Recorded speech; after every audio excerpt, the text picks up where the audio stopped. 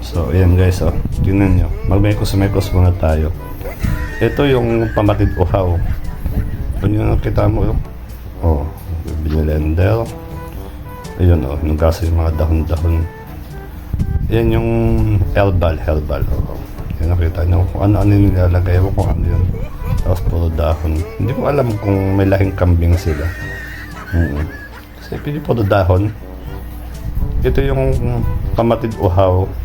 Kaya lang pagkatapos mong uminom, pa-x-ray ka, baka may TB ka na o hepa ka na.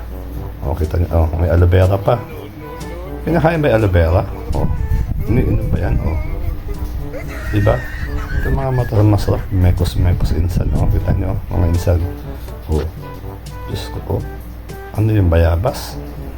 Sabi niya, minom ka nito, lalakas ka. Mawawala ang uhaw mo, maniwala ka sa akin, lalakas ka, giginhawa ang pakaramdam mo.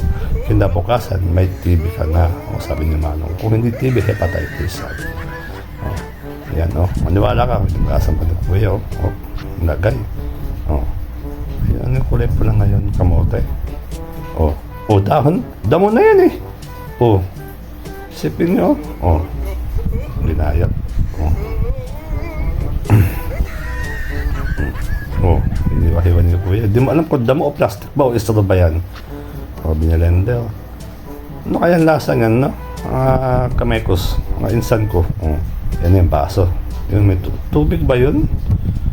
Ganyan yung kulay. O, sasalain naman pala. O, sinala na. Ito na, tikiman na yan, tikiman. Sinala ni Kuya, o. Piga pa. O, hala, nilulumot-lumot na yun. Sinala ni Kuya. Binalik ulit ba? Talaga naman. O, pila-pila pa sila, o. Yung isa pa, niskomplyado yung mukha. Ayun, sabi niya, pag uminom ba ako dito, mawawala ba uhaw ko o kakasakit ako. O. Pila-pila, kala mo tagayan sa sulok, ah. Di ba? Ang bihira. Kayo, mga mekos, mga insan, o. May panulak.